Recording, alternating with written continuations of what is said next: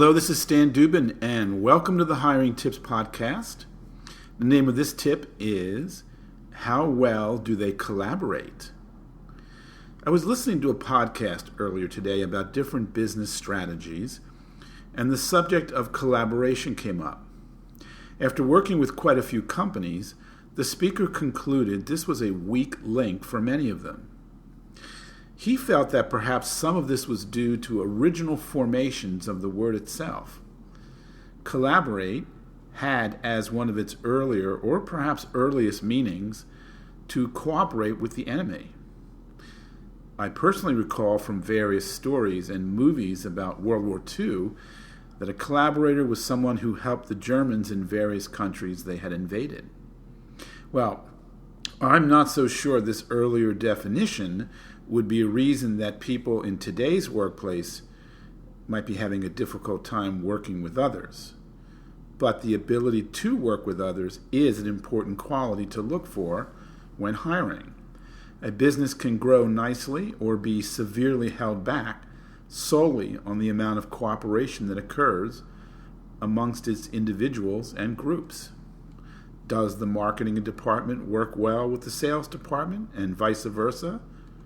Or do they give each other lip service and just go about doing things the way they want to? Or worse, are they at odds because each department, quote, knows best? But let's concentrate here on one person's ability to collaborate, your applicant. How well can she work with others? Does she work well with others because management wants her to, or because she herself believes it's the best way to get things done? Well, let's find out. Alice, tell me about a couple of projects you've done at previous companies that required a considerable amount of collaboration on your part. Or, Frank, tell me about a time when you observed something was not going to get done on time or was not going to get done very well unless you personally cooperated with the others involved at a much higher level than you are used to. Of course, you'll want to listen for what Alice and Frank did that showed they were actually working with other people. But do you want to be listening for something more? You want to see if Alice and Frank felt they were making things succeed because of their personal involvement, or if they really understood the value of working with other people as the compelling force at work. And maybe even one more thing to keep your radar tuned for. Did they enjoy the collaboration? If your applicant feels collaboration is a valuable means of getting things done, and if they genuinely enjoy doing so, well, I'd say you've got a keen insight into a potential employee. Would you agree? Thank you for listening. I'd like to ask a very big favor, and that is to head over to iTunes. And if you type in the phrase hiring tips, or even just the word hiring, you'll make your way to our podcast fairly quickly.